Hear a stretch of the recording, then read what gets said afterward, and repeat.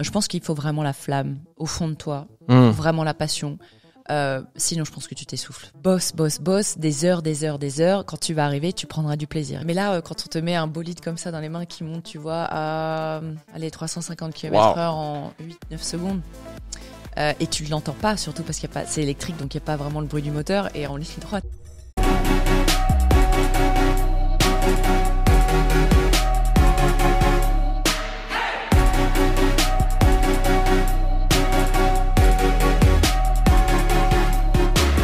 Hello les aventuriers, j'espère que vous allez bien. J'ai une invitée un peu spéciale aujourd'hui parce que, comme vous le savez, en général, j'invite des personnes plutôt intéressées par l'entrepreneuriat, l'investissement, dans le but un peu de réaliser ses rêves. Mais aujourd'hui, je trouvais que ça pouvait être marrant d'inviter justement Sandy Heribert. Vous l'avez certainement vue à la présentation des Ballons d'Or. Elle est animatrice, journaliste et elle a eu plein de vie. Elle est toujours dynamique et pétillante. Du coup, je trouvais que c'était marrant d'inverser un peu les rôles le temps d'un instant où ça va être elle qui va être interviewée aujourd'hui.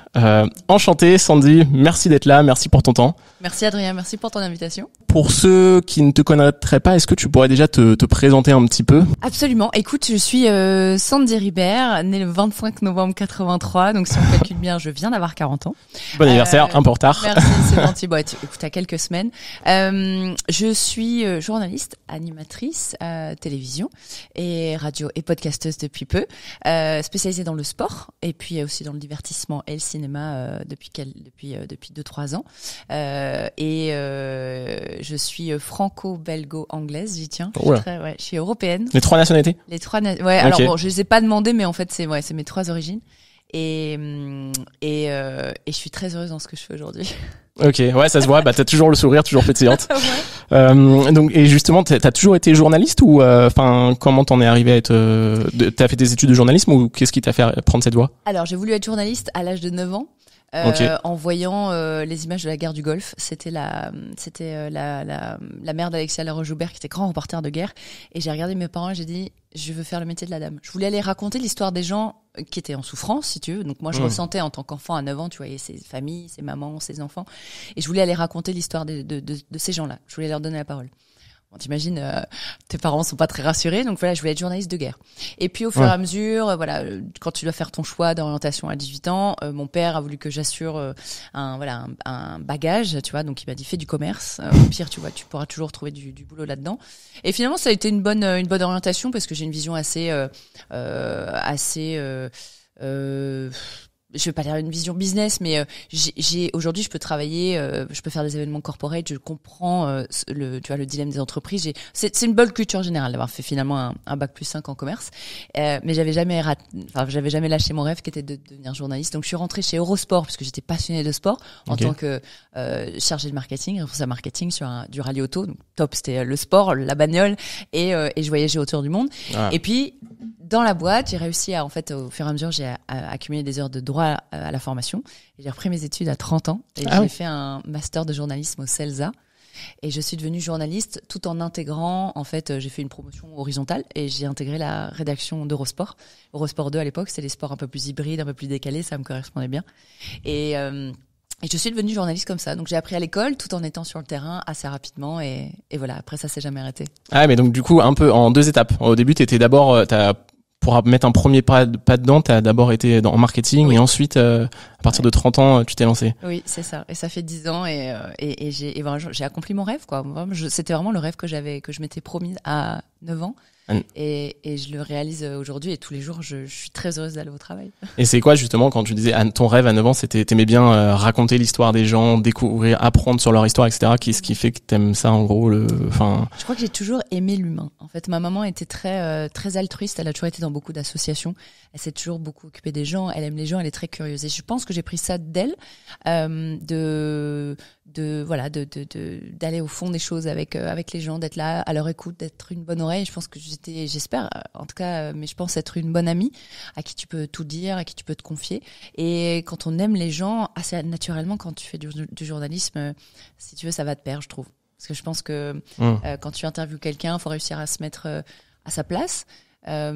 C'est pas un exercice facile pour quelqu'un qui a pas l'habitude de parler et on donne pas forcément la parole à des gens qui sont, tu vois, sur scène. Donc et ça j'aime bien. C'est vraiment Ouais, ça se voit d'ailleurs. D'ailleurs, juste avant l'échange, pour la petite anecdote, tu m'as proposé gentiment un café, etc. C'est pas tous mes invités ne le font pas, et donc c'était. Donc. Café, et je me suis dit, Adrien, est-ce que t'en veux un? Voilà. Mais vraiment, je sais pas, ça me paraissait complètement naturel. Et pourquoi le sport en particulier? T'as choisi, t'as mis la guerre entre guillemets de côté pour plutôt partir dans le côté sport. Ouais, en fait, c'est marrant l'anecdote. J'avais un amoureux à l'époque je sais pas, vers 23, 24 ans, pilote d'hélicoptère dans l'armée. Donc je dis, mais moi, je vais être reporter de guerre. Ça restait, tu vois, mon rêve. Et il me dit, écoute, je te connais un peu tête brûlée, t'écoutes pas vraiment les règles. Quand on va mettre, tu vois, quand on va sécuriser une zone pour les journalistes, je sais que toujours t'iras, tu vois, au-delà pour continuer à donner la parole à ces gens qu'on ne voit pas, tu vois, donner la parole à ceux qu'on n'entend pas. Et voilà, tu me dis 1m83, blonde aux yeux bleus, tu passes pas vraiment inaperçu. Il me dit, t'es complètement le profil qu'on va kidnapper. Ouais. Donc bon, après, au fur et à mesure des discussions, et puis j'étais très passionnée par le sport. Mon père faisait beaucoup de sport, j'en ai fait beaucoup étant petite. J'avais un autre rêve qui était de devenir pilote automobile. Et bon, faute de moyens, un peu faute de temps aussi, de ma famille, mais faute de moyens, j'ai pas réussi à avoir un volant. J'ai fait du jet ski, enfin j'ai fait d'autres trucs, tu vois, je fais de la motocross, du quad, du jet ski, j'étais un peu garçon manqué, mais j'aurais adoré être pilote auto. Et donc je vis le sport autrement, c'est-à-dire que je suis pas sportive, mais j'ai plaisir à côtoyer les sportifs de haut niveau. Je les admire, ils ont une force de résilience, ils ont un mental d'acier, il faut de l'endurance, il faut jamais se plaindre, il faut savoir perdre, remonter, tu vois, en selle, etc. Et je les admire, quoi. Les athlètes, c'est incroyable. C'est peut-être les plus belles émotions que j'ai dans ma vie. C'est les émotions qui viennent du sport et des victoires et des médailles. Donc ouais, c'est beau. Et justement, j'imagine t'en as vu plein. Bon, on le verra après les ballons d'or, mais c'est quoi les points communs que tu vois un peu entre tous les parcours ou les athlètes connus est-ce que tu vois vraiment? Tu viens d'en dire certaines, mais des points communs. C'est la passion. Parce que sans passion, t'as pas envie de te lever à 5 heures du matin pour aller nager 3 heures dans un bassin avant d'aller à l'école à 8h30. Tu vois, je pense à Alain Bernard, je l'ai eu pareil en podcast à un micro. Il faut vraiment avoir envie, il faut vraiment avoir la niaque et il faut avoir la passion. Parce que tu vois, pour en plein hiver, se lever avant toute ta famille à 4h30 du matin pour être à 5 heures dans le bassin pour faire 3 heures d'entraînement avant d'aller au collège, c'est que t'as vraiment envie de gagner, tu vois. Et ça vraiment, ça inspire le respect. Et ça, tu penses que cette passion, elle peut se développer avec le temps ou avec le travail, ou comment tu peux réussir à pas procrastiner, réussir à avoir cette discipline? Je pense que il faut un talent inné déjà. Il faut déjà que les prédispositions physiques pour être un des meilleurs. Et je pense qu'il y a le mental. Tu peux le travailler effectivement. T'as ton coach physique, t'as ton coach mental. Mais je pense qu'il faut vraiment la flamme au fond de toi, vraiment la passion. Sinon, je pense que tu t'essouffles rapidement. Mais ça, que ce soit dans le sport ou dans n'importe quoi. Ouais, voilà.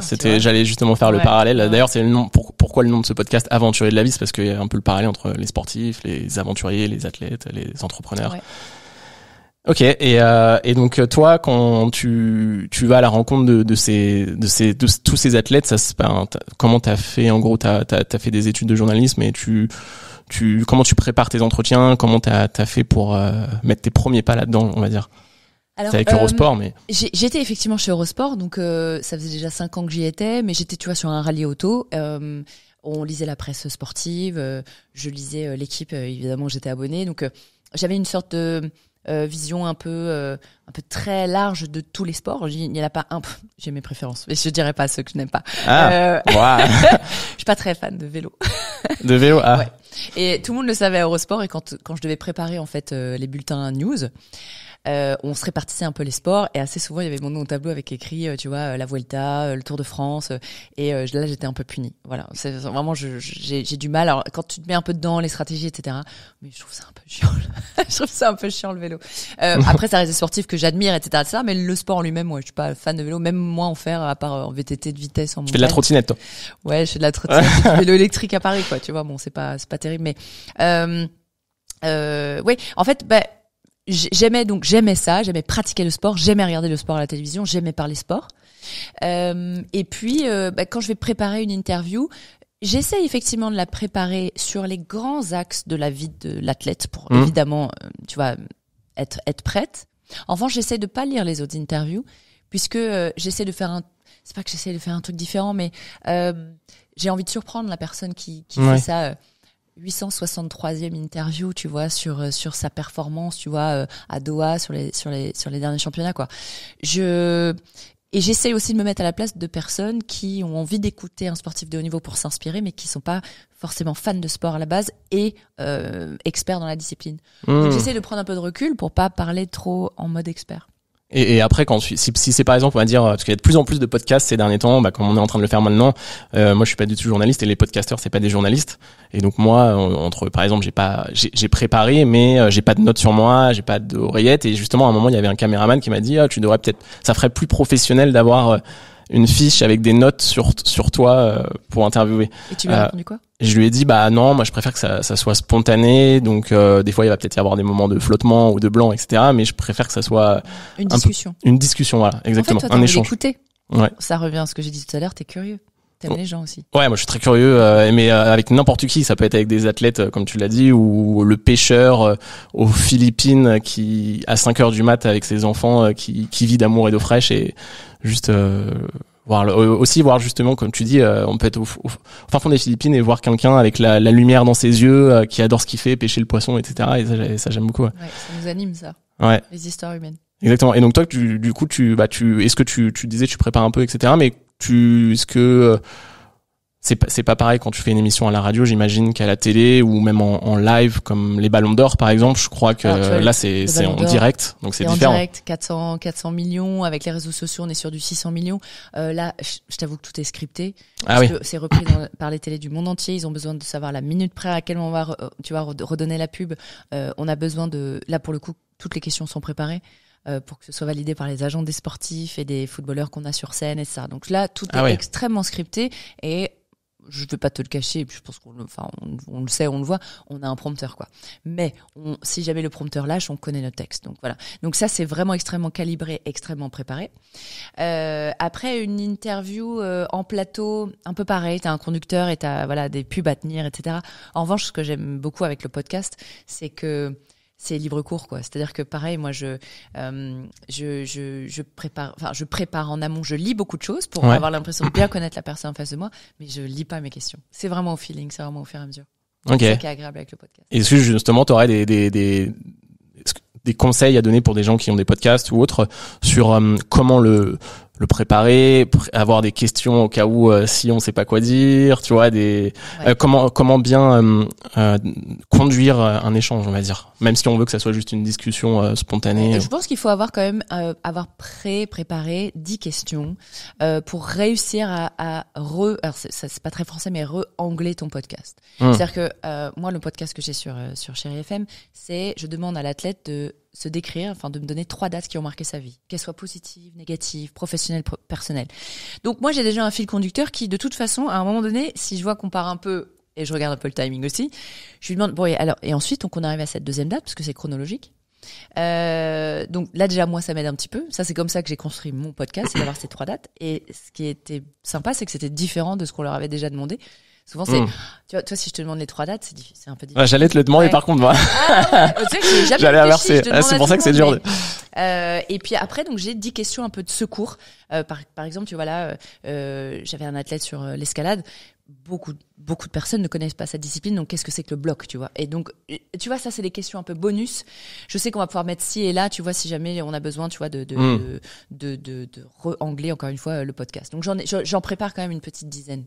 Effectivement, mais qui sont dans ma tête, quoi. Je les ai écrites. Ouais, voilà. Tu les as écrites et après tu t'en rappelles, ouais. Et tu penses quoi, justement, un peu de tout, par rapport au podcast et au journalisme, tous ces podcasts qui se développent, etc. Tu vois une concurrence par rapport aux journalistes traditionnels sur Chéri FM, etc. ou c'est complémentaire? Non, c'est complémentaire. En fait, le podcast, je trouve pas le mot. Ça fait un peu la Vandame, mais, tu le consommes pas de la même manière. En fait, très souvent, la radio, on s'est rendu compte que la radio, c'est, tu vois, très tôt le matin, donc c'est les bulletins news, etc. Et ça va être en voiture. Donc c'est effectivement donc des plateaux directs, il faut des débats, etc. Le podcast, c'est, j'ai choisi à ce moment-là, un moment pour moi. Tu peux le faire dans ton bain, dans le métro, pendant que tu fais tes courses. Beaucoup de gens font beaucoup de choses pendant qu'ils écoutent un podcast. Donc c'est vraiment pas la même conso, je trouve. Et je trouve ça très très complémentaire. C'est-à-dire que, ok, cet athlète-là, il sera sur un plateau radio avec 5 autres consultants, tu vois, et journalistes. On va lui donner la parole 10 minutes. Là, tu vois, tu te poses bien pendant 1 heure avec lui. Tu as envie de connaître un peu plus sa vie. lui ou son sport. Ouais. Et ben voilà, tu le consommes différemment. Moi, je trouve ça très très complémentaire du reste. Ça, et puis on le voit, ça cartonne vachement bien. Ouais, c'est clair. Ouais, ce que j'aime bien aussi, c'est pas dans les podcasts, mais être sur le terrain. J'ai vu notamment, je crois que tu avais animé une émission qui s'appelle Les Grandes Vacances, si je me trompe pas. Ouais. Et ça, à la base, moi, mon podcast, je l'avais créé sur YouTube. C'était une émission où je voulais partir en immersion avec des aventuriers, du coup. Par exemple, sur un voilier pendant 3 semaines et être avec eux en immersion, et un peu comme un podcast, mais en immersion. Ouais. Et tu faisais des petites pastilles, du coup. Ou tu faisais un grand podcast. Non, ouais, bah j'avais fait les deux, un grand podcast, et après je remonte en 15-20 minutes, Okay. Immersion. Et ça, je trouve ça top. Et toi, j'ai vu que toi, c'est quelque chose que t'aimes bien aussi, ou que t'as fait, j'ai vu, je crois, dans les grandes vacances, c'est un peu ça. D'être sur le terrain, ouais. Alors, c'est pas du tout le format podcast. C'est vraiment une émission de télé, comme tu vois, comme Rendez-vous en terre inconnue ou Un dimanche à la campagne. Donc, c'est vraiment, on prend le temps d'être pendant 2-3 jours avec plusieurs personnalités de différents milieux ou différents arts, quoi, tu vois. Et ça m'a vraiment plu, parce que là, pour le coup, tu assois vraiment la relation et parfois même l'amitié qui se développe, tu vois, entre eux, et un peu avec moi. Mais moi, je dois continuer à garder, tu vois, le fil conducteur en tête. Il faut pas trop que je me laisse aller. Ouais, c'est ça. Ouais. Mais je suis là aussi pour leur faire passer un bon moment. Et au final, on passe tous un bon moment. Ouais. C'est très sympa comme format. Et sur toutes tes émissions que t'as animées, etc., ou les sportifs que t'as rencontrés, est-ce que t'as quelques anecdotes ou quelques moments forts qui t'ont marqué, bien ou mal? Oh, j'en ai 1000. Des petites. Alors là, en choisir une. On m'a un jour donné l'opportunité de conduire une formule électrique. Une formule électrique, ok, ouais. Et j'ai craché la voiture. Ah ouais? Oui. J'ai pris un mur. Ouais. Voilà. Et donc, tu vois, c'est des petites anecdotes comme ça. Et ça a été, j'avais envie de disparaître, quoi. Ça a été un peu compliqué. Mais parce que ça se passe comment, en gros, il y avait un caméraman avec toi, et non, tu t'es entraîné avant, et non, pas du tout, on s'entraîne pas, et c'est ça le problème, c'est que j'ai pris la confiance. Moi, je pilote un petit peu, j'adore ça, j'adore le circuit. Mais là, quand on te met un bolide comme ça dans les mains qui monte, tu vois, à 350 km/h en 8-9 secondes, et tu l'entends pas, surtout parce qu'il y a pas, c'est électrique, donc il y a pas vraiment le bruit du moteur. Et en ligne droite, à un moment, je pars sur le circuit, c'était le circuit de Marrakech, et on a eu l'opportunité le lendemain du Grand Prix, 6 journalistes du monde entier pour venir essayer. Donc j'étais sur Marrakech pour un autre événement. Un des journalistes qui était prévu depuis longue date se désiste, il est malade, et donc il voit que la journaliste auto de la chaîne Équipe est là, il me contacte: est-ce que vous voulez venir demain? Mais il faut venir très tôt, à 6h du matin. Oui, je serai là. Mais j'ai un avion à 10h. Et donc il me dit: vous inquiétez pas, vous pourrez passer en premier. Donc j'arrive, et donc c'est le début d'une blague, tu vois. T'avais un Allemand, un Italien, un Espagnol, un Suédois et je crois que c'est un Japonais. Et il y a moi, tu vois, je suis la seule fille, on est 6. Et je dis au mec, on se met en combi, casque, etc. Et j'ai dit in English, tu vois, I'm so sorry, voilà, je suis désolée, j'ai un avion là dans 3 heures et il faudrait que je passe d'abord. Bien sûr, tu vois, et puis il me joue la galanterie. Et en fait, je passe avant. Et je plante la bagnole, donc après il y a plus aucun. Elle était complètement, ouais. En fait, ils ont préféré. En fait, j'ai embouti le nose, comme on dit, le nez. Il y en a eu pour 80 000 € de réparation, mais ils ont préféré arrêter la session. Je peux te dire, quand je suis revenue dans les stands, et j'ai quand même réussi à pousser la bagnole, tu vas te partir du circuit. J'étais pas très loin de la ligne des stands. Et là, tu remontes tous les stands avec tous les ingénieurs et les mécanos qui rangent les box, et ça fait. Et là, t'as juste envie de mourir. Je me suis fait toute petite avec mon 1m83 comme je pouvais.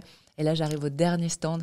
Et là, tu vois les 5 autres journalistes qui sont en tenue. Ah, ok. Bien sûr, ils sont avec leur combi, leur casque, ils attendaient leur tour. On avait 2 tours chacun. Et là, le commissaire de course qui dit: on arrête tout, drapeau rouge. C'était vraiment ça, c'est un moment où ouais, j'ai mal vécu, j'avais vraiment honte. Mais il y a dû avoir des mauvaises blagues en plus en disant vu que t'étais la seule femme. Évidemment, mais en plus c'est ça qui m'a énervé le plus. Honnêtement, c'est limite ça qui m'a énervé le plus. Je vais dire, on va dire que les femmes savent pas conduire. Ouais. Non, j'ai eu un moment d'hésitation. J'avais le droit à 2 tours. J'avais un tour et ensuite un tour lancé. Et ça va tellement vite que je savais plus où j'en étais. Et franchement, j'étais assez fière de mon run. J'ai fait vraiment un bon tour. Mais j'ai eu une hésitation en me disant: oh, j'en suis où dans mon... Et en fait, j'avais la ligne des stands et la ligne droite. Et juste ça, j'ai perdu le contrôle de la voiture. Je me suis plantée dans le mur. Voilà. Ça, c'est une anecdote dont je ne suis pas fière. J'en parle assez peu. Voilà. Et aventurier, à mon avis, et pour aller dans les détails, parce que juste, on est toujours un peu le côté un peu business sur cette chaîne en même temps. Après, comment ça, toi d'ailleurs, quand on est journaliste freelance, ça se passe comment? T'es en freelance et en freelance pour des sociétés de production, on va dire, par exemple? C'est ça, pour des chaînes directement ou des boîtes de production. Et j'ai une SAS, tu vois. Et je suis la seule, je suis présidente de ma boîte et je facture. C'est une société de facturation. Et donc là, il y a des assurances pour ce genre de... Et ben là, en fait, on avait signé effectivement des assurances. C'était tout le championnat Formule électrique qui a pris en charge les dommages. Heureusement, c'était pas moi. Et ouais. Mais il doit pas y en avoir beaucoup en même temps des journalistes femmes dans le monde du sport, non, j'imagine. Enfin, il y a de plus en plus. Ouais. Ah ouais, heureusement, on est de plus en plus nombreuses. Et je suis ravie, moi, de voir des filles arriver.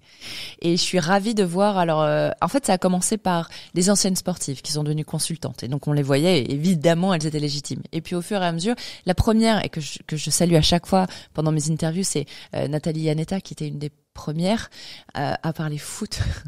Et c'était pas évident, et elle a essuyé les plâtres. Donc grâce à elle, aujourd'hui, on a une vraie place, on a une vraie expertise, on est experte de notre domaine, et aujourd'hui, on est en place, quoi. Donc je suis ravie. Et ce que j'aime, c'est de voir des jeunes filles quand je fais des manifestations sportives, la Coupe du Monde de rugby ou le Ballon d'Or ou les Jeux Olympiques là qu'on va voir, où je fais des trucs pour Nike, et il y a des jeunes filles qui viennent me voir en disant moi je veux être comme vous, j'ai envie d'être journaliste sportive, est-ce que je peux y arriver? Et je dis mais en fait tu sais quoi, moi j'avais un rêve qui était un peu dingo, c'est donc j'ai réorienté, mais en fait si t'as un petit peu de talent, beaucoup d'envie, beaucoup de passion, tu peux réussir. C'est surtout l'envie, je pense. Ouais, l'envie et passion. Ouais, bien sûr. Et comme tu dis, si t'as pas de talent, bosse, tu vois. Enfin, je veux dire, mais je pense que si t'as vraiment envie de quelque chose, c'est que tu sais que t'es bonne. Au fond de toi, tu sais que t'es bonne dans ce que tu fais. Et justement, t'aurais des conseils pour quelqu'un qui est au fin fond milieu de la campagne, zéro réseau, peut-être pas trop d'école, mais qui est très très envie, très motivé. Comment elle pourrait... Il y en a plein des gens qui viennent pas que de Paris, heureusement. Tu vois, moi j'étais en région parisienne parce que je suis née ici, mais il y a beaucoup de gens qui viennent de province. Donc il faut se lancer. C'est vrai que ça fait peur de monter sur la capitale, de faire une école. T'as des facs aujourd'hui qui proposent, je sais, c'était pas le cas à mon époque, mais aujourd'hui t'as des facs qui proposent ce genre de voie. C'est une jeune fille qui me parlait elle attendait son dossier pour rentrer dans une fac de journalisme, parce que je trouve ça super. Après t'as des écoles privées, t'as des bourses. Non, il y a plein de passages. Après tu peux envoyer des candidatures spontanées, tu vois, en disant que t'es vraiment passionné par ce que tu fais. Tu t'envoies à l'équipe, à Eurosport, Chibin. Honnêtement, faut rien lâcher, faut y aller au culot. Moi j'ai dû jouer des coudes aussi. J'ai pas fait des mauvais coups ou des coups de pute, ça c'est sûr et certain.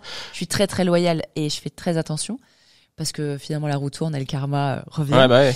Mais j'ai dû. T'as fait quoi par exemple, un exemple au culot où tu t'as dû, je sais pas, par toi-même t'allais frapper une porte ou... Quand j'ai quitté Eurosport, c'était, tu vois, il faut être abonné, tu vois, pour connaître du coup le visage de Sandy Ribert. Donc j'étais personne et j'ai monté ma bande démo avant de partir. Je suis allée taper, j'avais aucun réseau, je suis allée taper à toutes les boîtes de prod et toutes les chaînes de Paris. Donc directement à la boîte aux lettres. Enfin, t'avais retrouvé leurs adresses et t'es allé direct. Ouais. Des boîtes de prod, c'est plus simple que les chaînes. Les chaînes, maintenant, tu sais, t'as les gars de sécurité, etc. Charlie Hebdo, donc c'est un peu plus difficile. Mais les boîtes, j'essayais de savoir qui était le directeur du développement des programmes, tu vois. Et j'essayais l'adresse email. On a tous fait ça, tu vois. Tu mets le prénom, le point, le nom de famille. Le prénom, le nom de famille, le point, etc. Et alors, est-ce que ça a marché? Je sais pas si un jour on m'a répondu comme ça, mais en tout cas, j'avais l'impression d'être proactive et de faire quelque chose pour moi et pour mon avenir, quoi, tu vois. Et en fait, j'ai jamais rien lâché. Ah, puis voilà, c'est ça. Et à force, je suppose, t'as trouvé des solutions, des portes qui se sont ouvertes, etc. Et le conseil, parce que tu me demandais aussi le conseil, c'est d'être extrêmement préparé. C'est de beaucoup bosser en amont. Parce que quand t'arrives extrêmement préparé, après, c'est que du plus, c'est que du bonus, tu vois. Là, toi, t'es préparé, t'es très détendu, l'interview se passe très bien. T'avais travaillé mon profil avant, mais ça permet aujourd'hui, toi, tu sais où tu veux m'emmener déjà, mais je pense que dans n'importe quel boulot, et peut-être tu me demandais particulièrement dans le journalisme, la prépa. Bosse, des heures. Quand tu vas arriver, tu prendras du plaisir. Et si tu prends du plaisir. L'invité en face de toi prend du plaisir, parce qu'il voit que c'est une discussion, c'est agréable, il se détend, et puis il se livre. Voilà. Parce que toi, justement, c'est quoi un peu ta prépa ou même ta routine? Est-ce que tu t'écris beaucoup à l'écrit des choses, enfin, ta routine quotidienne ou ta semaine type, on peut dire même? Oh mon Dieu, semaine type, j'ai pas eu de semaine type depuis des années. Des tournages. Mais c'est ce que je voulais, en fait. Je savais que j'étais pas faite du tout pour faire du lundi, vendredi, 9h, 18h. Je l'ai fait un peu chez Eurosport quand j'étais au marketing. Je voulais me pendre. Voilà. C'était pas fait pour moi. Il y a des gens qui pourraient pas avoir ma vie et moi, je pourrais pas avoir cette vie-là. Donc c'est bien parce que tout le monde est à sa place. En tout cas, je l'espère. Et si vous l'êtes pas, faut se lancer. Parce que la vie est courte et il faut vraiment faire ce qu'on a envie de faire et ce qu'on aime parce que c'est important, quoi. Enfin, je veux dire, j'ai beaucoup de gens, j'entends beaucoup de gens se plaindre, tu vois. Mais je pense que si, avec un peu de travail, un peu d'acharnement, un peu d'endurance, tu peux arriver à tes fins. Voilà, vraiment, je pense que c'est ça. Après, il y a toujours le petit facteur chance aussi. Ça, je le cache pas. Mais travailler. Et donc, ma prépa, j'écris beaucoup. Ah oui? Ouais, j'aime beaucoup écrire. Pour quand j'ai passé le bac, quand j'ai passé mes examens, il fallait que j'écrive des fiches. Je me faisais des fiches déjà à l'époque, tu vois. Et j'écris. J'ai une mémoire donc visuelle. J'écris. Je fais évidemment donc beaucoup je regarde beaucoup d'interviews, je regarde tout ce qu'ils ont fait, je regarde des documentaires sur Netflix. Je me nourris. Et après, effectivement, j'écris. Et je sais je me rappelle de ce que j'ai écrit. Et donc, du coup, pas de fiches. Et là, justement, prochainement, t'as des grands projets qui t'animent ou tu restes toujours dans le domaine du sport ou quel... Alors là, dans quelques jours, il y a les Oscars. Donc en direct depuis Hollywood. Et ça va être la deuxième année que la Belgique me fait confiance et j'anime donc la soirée des Oscars dimanche de 23h à 5h du matin. À Hollywood du coup ou en Belgique? Comment? Tu seras à Hollywood du coup? Je serai à Bruxelles. Ah ok. Ouais, donc, non, ils m'ont pas encore envoyé à Hollywood, mais ça se travaille. Je pense que pour la troisième année on ira à Hollywood. Non, en fait on a un plateau et on a des experts ciné, on a un comédien, on a une comédienne, enfin voilà, on a 6 personnes autour de la table et je suis ravie de le présenter. Et ça, pour le coup, on est venu me chercher sur un domaine qui n'était pas forcément le mien, en fait, de prédilection. Mais ils aiment mon côté un peu dynamique, un peu, voilà, un peu solaire, un peu sympa et je mets une bonne ambiance autour de la table et moi je fais le lien. En fait, assez souvent, quand t'es présentateur, tu vois, sur des émissions de débat, etc., toi, t'es juste là pour mettre des pièces, tu sais quoi dire pour les relancer. Après, je suis pas experte ciné. En ce moment, je me tape quand même les 15 films, tu sais, qui sont nommés aux Oscars. J'ai pas le temps. Ouais. Donc là, tu vois, je regarde un peu dans le métro, un peu machin, quand je pousse la poussette, mais parce que je veux pas ne pas les voir. Je veux pas arriver et ne pas avoir préparé et d'avoir vu les 15 films. Tu dois avoir des films bien, j'imagine. Ouais. Je vois des daubes aussi. Ah ouais. Des films un peu plus spéciaux. Pas tant cette année, mais l'année dernière, j'ai vu de ces trucs. Mon Dieu. Ouais. Ah ouais. Mon mari, il me lâchait au bout d'une demi-heure, il dit bon, je vais me coucher. Je dis non, reste avec moi. Ah, j'ai vu des trucs vraiment space, ouais. Cette année, non, ça va. Cette année, là, ça se regarde, quoi. C'est un peu long. Il y a quand même le film de Scorsese qui fait 209 minutes. 200, ah ouais. 3h30. Qui a 3h30 pour regarder un film le soir? Quand t'es KO de ta journée, que t'as couché ton bébé, que tu te mets devant la télé, il est 22h30. Mais ça fait partie du boulot, tu vois. Et puis c'est top, je me plains pas, tu vois. Et donc en plus tu fais des notes un peu de ces films pour les donc j'ai mon petit calepin et je note, tu vois, des scènes du film que j'ai. Non, c'est pas juste regarder comme ça. Ouais, bah oui, c'est pour ça, ouais, c'est une écoute active en plus. Oui, voilà, ouais. Mais attends, c'est super. Je suis payée à regarder 15 films pour aller en parler dans quelques jours. Ouais, bah ouais, c'est top, ouais, clairement. Et là, j'ai envie d'utiliser un peu justement ta question pour jouer l'exercice de tout ce que tu disais tout à l'heure. 3 dates qui t'ont marqué, toi. 3 dates. Jamais évident de répondre à. Alors il me faudrait un peu plus de temps, mais je vais te dire celles qui me sortent comme ça. La première date, c'est la fois où j'ai pour la première fois conduit une voiture toute seule. C'est que j'avais fait la conduite accompagnée pendant 2 ans et j'ai passé mon permis à 18 ans et 2 jours. J'ai eu la chance de l'avoir, mon petit papier rose, à l'époque on le savait tout de suite. Et j'ai pris la voiture de ma mère et je suis partie. Et je crois que ce moment-là, il m'a vraiment marqué parce que je me suis sentie extrêmement libre. Ouais. Quand t'es seule en bagnole et que tu peux aller où tu veux. Donc ça, c'est vraiment un moment qui m'a marqué. Si j'ai 18 ans, je suis libre, je peux faire ce que je veux. Ça, c'est peut-être un moment qui m'a marqué. Le deuxième moment, c'est mon premier direct. Je suis à Stoneham au Québec pour les championnats du monde de snowboard. Ça va être ma première télé de toute ma vie. C'est en direct sur Eurosport. Peu importe le nombre d'auditeurs, mais t'es en direct.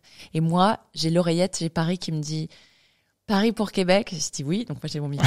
Ça fait 4 heures que je suis dehors, il fait moins 38. Ah ouais. J'ai les lèvres bleues, j'ai les poils de trou de nez complètement gelés. J'ai hyper froid, mais j'entends Paris pour Québec, live dans 5, 4, 3, 2, 1. Et là, j'étais prête. Et j'étais prête. En fait, toute ma vie, j'étais prête pour ce moment-là. Et je me rappellerai toute ma vie. L'odeur, les gens autour de moi, la luminosité. J'avais extrêmement froid, je m'en rappellerai toute ma vie encore une fois. Mais c'est un moment qui a marqué, et c'était le début de ma carrière, quoi, tu vois, de ma carrière de journaliste. Ta voix, t'es pas trop stressée, ta voix n'a pas tremblé, ça allait? Non. Je pense que j'avais le cœur qui battait un petit peu, mais c'était de l'excitation, c'était pas du trac. C'est-à-dire que j'étais tellement préparée, j'avais tellement bossé pour ce premier plateau de ma vie, que je savais en fait que j'allais être bonne. Je ne me laissais pas le droit à l'erreur, et je voulais prendre du plaisir. Parce que je me suis dit, merde, c'est ta première télé de toute ta vie, tu vois. Et en plus, c'est du direct. C'est génial de commencer par du direct. Et non, et ça s'est vraiment bien passé. Ouais, ça s'est super bien passé. Après, je suis rentrée et on m'a filé. J'ai tellement prouvé que j'étais capable, tu vois, de faire un truc à ce niveau-là, qui m'ont. Quelques mois plus tard, je suis partie en Russie pour les Jeux Olympiques de Sotchi. Ah ouais, ok. Et j'étais en direct 3 fois par jour, en direct pour Eurosport, sur les Jeux Olympiques de Sotchi, ouais, 2014. Bon voilà, donc ça c'est ma deuxième date, et la troisième, elle est plus personnelle, c'est la naissance. De en général, je crois que c'est celle-là pour toutes les mamans, j'ai l'impression que c'est une date. Ouais. Et ben figure-toi, pour tous les papas aussi. Ouais. Beaucoup, tu sais, dans les 3 dates que j'ai demandé à mes sportifs, tous ceux qui étaient papas, garçons, hein. Filles, j'en ai eu un peu moins qui étaient mamans, bizarrement. Mais c'est la roulette russe, tu vois. Mais ils m'ont tous donné cette date, la date de leur premier enfant, ouais. Mais d'ailleurs, tous les entrepreneurs que j'interviewe, ceux qui ont des enfants, en tout cas, à chaque fois, je leur demande ce qui les, pas de se présenter, mais ce qui les rend heureux, bah, ils me disent à chaque fois tout le temps leur famille, leurs enfants. Ouais. Ils vont pas dire le travail ou En fait, les enfants, c'est. Après, non, je vais pas dire un truc très bateau. J'ai envie de dire les enfants, c'est la vie, parce que c'est pas la vie de tout le monde. Chacun fait ses choix, et moi je respecte le choix de tout le monde, vraiment. T'as pas envie d'avoir d'enfants, moi je trouve ça très bien d'assumer ton choix. Des femmes qui peuvent pas avoir d'enfants, on peut être complète autrement, tu vois. J'ai eu la chance d'avoir un bébé, j'ai pas eu un parcours facile, j'en ai parlé sur mes réseaux, etc. J'ai perdu un petit garçon, ensuite j'ai fait une fausse couche, et après j'ai eu ma fille, donc c'est un parcours du combattant de devenir maman. Mais effectivement, c'est un des plus beaux jours de ma vie, ouais, pour pas dire peut-être le plus beau. Je suis complète, ça y est, je suis vraiment complète avec ma petite fille. Ok. Et il y a un sujet que j'aimerais parler avec toi, c'est, parce que moi je connais ton mari Charles du coup, et vous avez lancé ensemble un nouveau concept en France, même en Europe, je crois. Enfin, qui est pas, ça arrive pas mal aux États-Unis. C'est la photo biomodulation. C'est compliqué à dire, hein. Ouais, photo biomodulation à chaque fois. Ouais. Donc Sanamente. Oui. Et toi, déjà, est-ce que tu l'utilises régulièrement? Toutes les semaines. Et qu'est-ce que parce que c'est vrai que j'en avais jamais entendu parler avant. J'en ai entendu parler il y a quelques mois, du coup. Oui. Moi, je l'ai testé et c'est censé. Tu trouvé ça comment? Bah, sur une séance, apparemment, c'est pas suffisant, mais bah, c'est en tout cas l'exercice en tant que tel. C'est sympa. Ouais. Alors pour ceux qui ne connaissent pas effectivement la photobiomodulation, c'est la thérapie par la lumière rouge et proche infrarouge, puisque la lumière rouge c'est celle qui va le plus profondément au cœur de ta cellule. Donc ta cellule, elle a de la mitochondrie, c'est disons pour parler plus simplement, c'est la petite usine de ta cellule, et nous on va envoyer l'information en fait qu'on lui envoie de la lumière et de l'énergie, et on va régénérer ta cellule bien plus rapidement que si finalement tu ne soumettais pas ton corps à la lumière rouge. Ça a été inventé dans les années 70 par la NASA alors si je vais rapidement droit au but, c'est pour les astronautes, mais avant les astronautes, c'était pour faire pousser la vie dans l'espace. Et donc du coup, cette lumière rouge, c'était pour les plantes dans l'espace, et ils se sont rendus compte que les astronautes qui s'occupaient qui faisaient le potager étaient rentrés avec des cellules bien plus régénérées que leurs collègues qui n'avaient pas passé la porte du potager avec la lumière rouge, et encore bien plus régénérées que ceux qui étaient restés sur Terre, qui avaient l'eau, la lumière naturelle, le sommeil, etc. Parce que quand on dit les cellules régénérées, c'est-à-dire que si elles sont pas régénérées, elles sont fatiguées, tu vois, pour certaines, elles sont un peu mortes, quoi, tu vois. Et donc avec cette lumière, on vient les réveiller, on vient les réactiver et on vient régénérer beaucoup plus vite. Donc ça va en fait réduire drastiquement ton seuil d'inflammation. Ça va réduire drastiquement tes douleurs lombaires, douleurs musculaires. C'est très bon aussi dans la préparation. Donc, tu as une meilleure récupération sportive, tu as des meilleures performances sportives, mais ça, c'est pour une niche, tu vois, pour les sportifs de haut niveau. Pour les personnes comme toi et moi, qui faisons du sport ou pas, ça va vraiment venir régénérer ton corps, et tu vas avoir un meilleur sommeil. Un sommeil beaucoup plus récupérateur. Tu dors pas plus longtemps, mais tu as un meilleur sommeil, beaucoup plus récupérateur. Et cette lumière rouge, donc elle cartonne aux États-Unis, à Dubaï, en Australie, en Europe effectivement. Ça fait quelques années que c'est en Angleterre et on est le premier centre à Paris de photobiomodulation. C'est comme un lit d'UV où mais il y a aucun effet secondaire, aucune contre-indication. C'est juste de la lumière et juste une LED pulsée qui vient régénérer ton corps. Il faudrait pas qu'il y ait des mauvaises, moi je suis pas pessimiste normalement de base, mais je sais pas, dans 10, 20 ans, des études qui montrent qu'en fait, écoute, il doit y avoir plus de 700 études, je crois, sur ces 40 dernières années. Et tous les médecins sont pour. Et tu vois, Gustave Roussy, c'est le centre. L'Institut Voilà, l'Institut, je crois, dans le sud de Paris, qui traite les cancers. Ils viennent d'ouvrir une unité avec la photobiomodulation. Parce que ça cicatrise beaucoup plus rapidement. Ils se sont rendus compte que les effets indésirables des chimiothérapies étaient drastiquement, le niveau de désagrément, tu vois, de la chimio était vraiment beaucoup moindre grâce à la lumière rouge. Donc ils ont cette technologie. Donc on est très content de pouvoir participer au soulagement, tu vois, de pathologies, fibromyalgie, lombalgie, les tendinites, etc. Et on est hyper content. Ça fait 1 an et demi qu'on a ouvert et on est quasi plein. On est ouais. Et c'est principalement les gens, ça leur fait beaucoup de bien. C'est principalement des sportifs ou des non, pas trop, parce que en fait, les sportifs ils l'ont en fait dans les centres d'entraînement et ouais. Ils l'ont de manière locale, tu vois, localisée. Les kinés l'utilisent la lumière rouge sur une tendinite, sur une douleur, sur un muscle un peu fatigué, etc. Nous, on est les seuls, en tout cas en France, à Paris et à Rennes, parce qu'on a ouvert aussi à Rennes. On est les seuls à avoir cette machine qui va te faire en 360 ton corps entier, de ton ongle de pied à la racine de tes cheveux. C'est top, tu vois. Mais les sportifs n'ont pas vraiment le temps de venir jusqu'à nous. Non, c'est plutôt... là, on se rend compte que c'est beaucoup de femmes entre 30 et 65 ans, tu vois, souffrant de problèmes de sommeil, de problèmes de peau aussi, puisque ça marche vraiment bien sur l'acné, sur les ridules, sur le vieillissement de la peau, puisque ça fait l'intérieur de la cellule, mais ça fait aussi toute ta cellule en surface.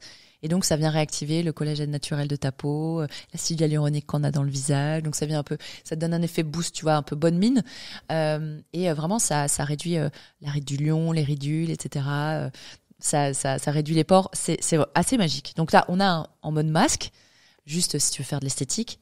Et puis, on a pour le corps entier, pour vraiment avoir un vrai bien-être général. Ça marche vraiment bien, on est très très contents. J'ai vu je crois qu'il y a Mo Farah qui l'utilise, c'est ça Ouais. On est contents parce que sur Netflix, tous les documentaires de sport, t'avais NFL, t'avais Mo Farah, on les voit se mettre dans des cabines, ils appellent ça les cabines rouges, mais c'est la cabine de photobiomodulation pour la régénération du corps. Ouais, ok. Et donc toi, personnellement, à titre personnel, toi, t'as vraiment pareil ressenti des bienfaits entre guillemets. Alors moi, j'ai une santé un peu fragile parce que ma mère a été gravement malade quand elle était enceinte de moi, donc j'ai une santé un peu fragile, donc généralement tout l'hiver surtout avec un enfant de 2 ans et demi, les otites, les bronchites, les rhinopharyngites, les laryngites, j'y suis abonnée, tu vois, j'ai la première grippe, j'ai les premières gastro, ça va faire quasiment 1 an que j'ai pas été malade, j'ai rien chopé. En fait, puisque ta cellule est régénérée, t'as un meilleur système immunitaire, t'as une meilleure circulation en fait du tu vois, sanguine, et t'es beaucoup plus robuste, et donc j'ai attrapé aucun microbe. Donc en fait, et aucun virus. Pour moi, c'est ce qui marche parce que je suis très sportive, donc j'ai de la chance. Pour le moment, j'ai pas de bobo, j'ai pas de douleur, je fais pas d'arthrite, d'arthrose. Quand je fais des grosses séances, je suis contente d'aller me mettre dans la machine parce que du coup, je peux repartir au sport beaucoup plus rapidement. Ouais. Mais en tout cas, tu vois, sur mon système immunitaire, ça a vraiment marché. Ça va. Et j'ai une vitalité, mais bon, comme tu le disais, j'ai la pêche. Ouais. J'ai une vitalité qui est constante. Je pouvais avoir, tu vois, des petits moments un peu plus quand on manque de lumière, justement. Mais là, ça me fait vraiment du bien. Et je viens d'avoir 40 ans, tu le vois pas en plus. Ah ouais. Et tu prends toi ou même pour ceux qui font la photomodulation, des compléments alimentaires, est-ce que recommandé en plus, ou c'est différent, c'est complémentaire? Non, c'est complémentaire. Ouais, tu peux très bien prendre de la vitamine. Moi, je fais de la vitamine D et du zinc, par exemple, tout l'hiver. Mais ça depuis déjà, tu vois, une dizaine d'années. Il faut, tu vois, les compléments alimentaires naturels. On en a besoin. Sinon, on parle énormément des algues aussi. Des algues, je sais pas si t'avais entendu la spiruline, tu veux dire? Ouais, spiruline, ouais, ça marche bien. Écoute, j'ai fait quelques petits traitements de spiruline, ces dernières années, tu vois. Je voyais pas vraiment la différence avec la spiruline. Ouais. Okay. Mais c'est pas du tout contradictoire, non, au contraire. D'accord, ok, ouais. Et est-ce que dans tous les sportifs que t'as rencontré ou interviewé, il y a eu des sportifs qui font des ultra trails, endurance, etc. Ouais, alors pas forcément les sportifs, mais je suis marraine de l'association Mécénat Chirurgie Cardiaque et ça fait plusieurs années qu'on fait l'étape du cœur. Donc on fait pas une étape entière, on fait entre 45 et 50 km sur la fin d'une étape. Ah oui. Depuis 3-4 ans. Et on est plusieurs marraines et parrains. Et j'ai rencontré Claude de Koh-Lanta et Dorian de Koh-Lanta, qui eux sont des grands fans de trail et qui courent énormément, qui font la diagonale des fous, qui font les ultra trails du Mont Blanc, etc. Donc c'est des sportifs, hein. Bon, pas de haut niveau, ils ont leur métier à côté, mais ouais, j'en connais. Toi, tu l'as fait comment? Ça s'est passé comment les 40-50 km quand tu les as fait? Alors, la première année, on m'avait donné un vélo électrique, mais au moment du départ, il s'est pas allumé. Donc j'ai fait les 50 bornes avec un vélo beaucoup plus lourd que les autres sans assistance électrique. J'en ai chié. J'ai vraiment galéré. Parce qu'en plus je t'ai dit, le vélo c'est pas mon truc. J'aime pas ce sport. J'aime vraiment pas ce sport. Mais je l'ai fait pour les enfants. Tu vois, en fait là moi, c'était dur. Mais en fait je me suis dit, on se bat pour des enfants qui ont un cœur qui est fragile et un peu fatigué. Je vais pas me plaindre, tu vois. Donc je vais aller jusqu'au bout de mon étape, quoi. Donc moi j'ai réussi à finir. Les 2 années suivantes, j'avais un vélo électrique et qui marchait. En revanche, je mettais juste l'assistance électrique en montée. Sinon, je le faisais sans assistance. Mais c'est cool à faire, c'est vraiment génial de surpasser pour une belle cause en plus. Ouais. Et t'es impliqué dans plusieurs associations comme ça ou? Ouais, alors principalement Mécénat. Mécénat Chirurgie Cardiaque, c'est marrant parce que j'étais marraine de l'association, j'avais accepté de venir faire cette étape du cœur pour mettre un coup de projecteur, tu vois, sur l'association avec ma petite notoriété, quoi, tu vois. Donc j'ai tout de suite dit oui, moi, tous les projets caritatifs, si je peux le faire, je le fais. Ah oui, j'essaie toujours de trouver du temps pour faire ça à ma petite échelle. Ça vient de ma maman, voilà, on a toujours donné beaucoup d'argent aux associations, on donnait des coups de main, voilà, ça a été, on a suivi des scolarités. Le côté altruiste que tu disais au tout début. Ouais, absolument. Des petites filles aux Philippines qu'on a sponsorisées, etc. Donc ça a toujours été en moi. J'ai commencé par premier de cordée, on faisait faire du sport aux enfants à l'hôpital. Ça, j'ai arrêté assez rapidement parce que j'étais pas armée mentalement pour c'était très très difficile. J'arrivais pas à ne pas m'attacher à ces enfants et en plus on me donnait pas de nouvelles des enfants si la fois d'après, il y en avait un qui était pas là. Je savais pas ce qui lui était arrivé. Donc ça a été très très dur et je suis trop sensible pour faire quelque chose comme ça. Donc je fais d'autres choses à côté. Et donc là, Mécénat Chirurgie Cardiaque, c'est des défis un peu sportifs et donc j'essaie d'aider comme je peux. Voilà, on a les 300 marches de Montmartre. Et donc là, je l'anime, tu vois, gratuitement au micro pour eux. On a plein de gens qui viennent. Et c'est pour montrer comme les enfants qu'on opère, tu vois, sont essoufflés dans leur vie à juste marcher. Bah, c'est comme s'ils montaient 300 marches tout le temps, tu vois. Donc ça, c'est des trucs qui m'intéressent. Je suis très, très contente de pouvoir... Et à l'international, parce que moi, justement, j'essaie de développer un projet qui s'appelle pareil Blue Green Enfin, quand j'ai voyagé autour du monde, j'allais à la rencontre, pareil, soit collecter les microplastiques, soit... éduquer les enfants en Tanzanie, au Sénégal, etc. sur l'environnement ou sur les éduquer pour l'entrepreneuriat, etc. Toi, est-ce que tu vois parce que tu voyages beaucoup aussi dans le cadre de ton travail, aider des associations comme ça, des projets qui t'animent aussi? J'adorerais, c'est juste que pour le moment, j'ai pas été en contact avec elles. C'est vrai que l'UNICEF, tu vois, ou Amnesty International, ils font beaucoup de choses. Après, ils ont déjà beaucoup de marraines, beaucoup plus connues que moi, si tu veux, pour mettre des coups de projecteur, pour appeler aux dons, etc. Donc c'est pour ça qu'ils m'ont pas appelé, mais s'ils m'appelaient demain, j'y vais, évidemment. J'ai Charles, mon mari, qui a fait dans le cadre associatif, qui est allé dans un camp au Burkina Faso pour apprendre le rugby, en fait, à des gamins. Okay. Et ça l'a beaucoup marqué. C'était très très dur aussi, mais il a vraiment passé c'était un très bon moment il y a une dizaine d'années. Donc je pense qu'on est un petit peu altruistes tous les deux. Mais je l'ai jamais fait à l'étranger, mais j'aimerais beaucoup. Et tout à l'heure, tu disais en début que tu avais un grand rêve quand tu avais 9 ans, c'était de devenir animatrice, etc. Est-ce que ou journaliste? Est-ce que tu aurais un autre grand rêve ou un autre projet que tu voudrais réaliser plus tard? Un autre grand rêve, j'en ai 2. Alors si tu me parles perso, j'aimerais bien compléter ma famille avec un deuxième bébé. Mais on verra là où ce qui se passe, on verra si j'ai la chance d'avoir un deuxième bébé. Donc ça c'est perso. Et puis professionnel, est-ce que j'ai un autre rêve pro? Je suis très très contente de tout ce que j'ai accompli aujourd'hui. En fait, assez souvent, j'ai du mal à me contenter de ce que j'ai, mais aussi ça me permet de jamais baisser la garde déjà et de toujours avoir un projet et un coup d'avance. Donc j'ai envie de faire plein de choses puisque tu vois quand t'as plein de projets, moi je pense qu'il faut tout activer en même temps.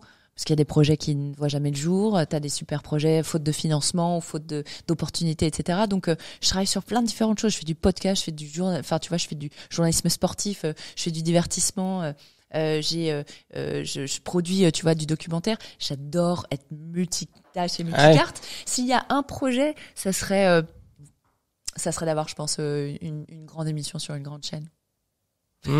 Et quoi, sur le sport, du coup, ou sur... Pas forcément, non, j'aime bien le divertissement. Je m'amuse.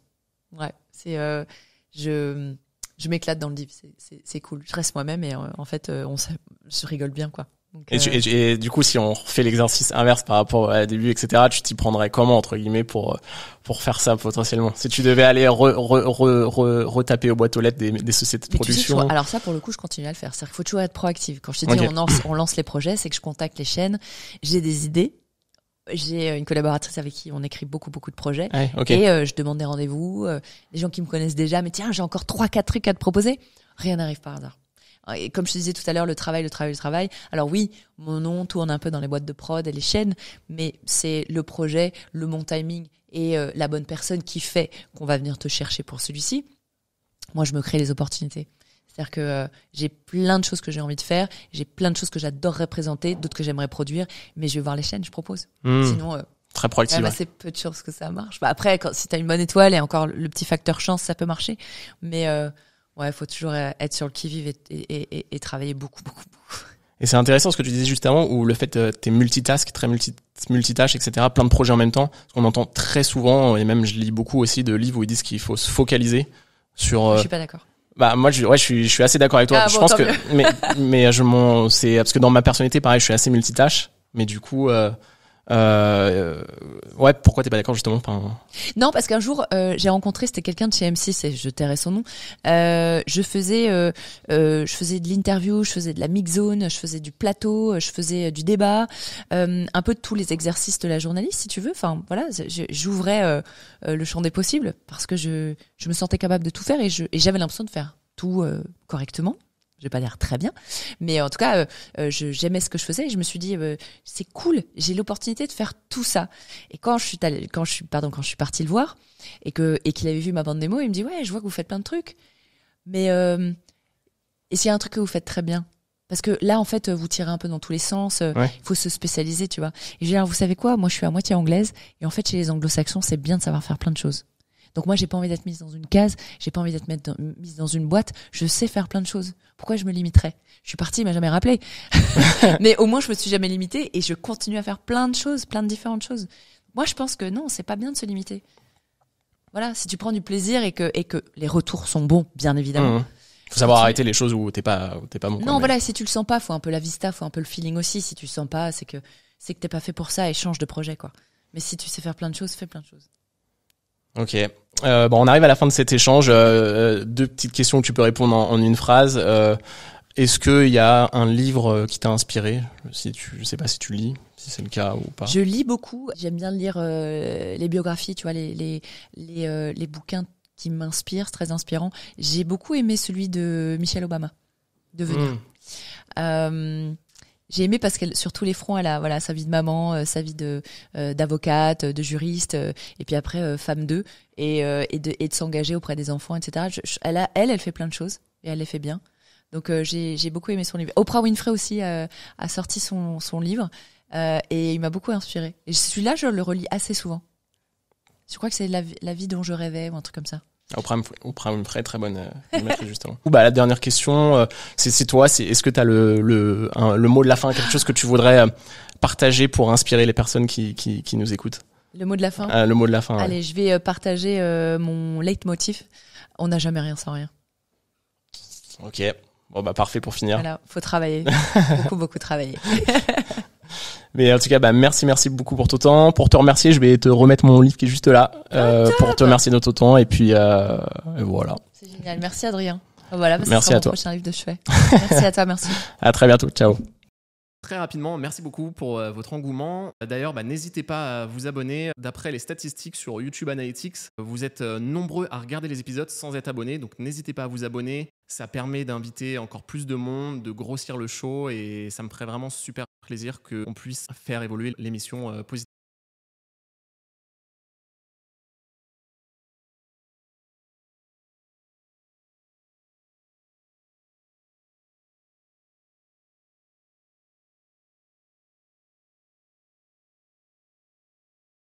De ceux qui réalisent leurs rêves, prennent des risques et vivent différemment.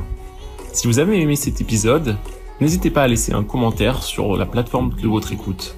Et n'hésitez pas à partager l'épisode auprès de votre entourage. Un grand merci pour votre soutien. C'était Adrien Hardy, auteur du livre Financer ses rêves et fondateur de la plateforme Algae pour investir dans l'immobilier facilement. À très bientôt. Un grand merci. Et n'oubliez pas, la vie est une aventure.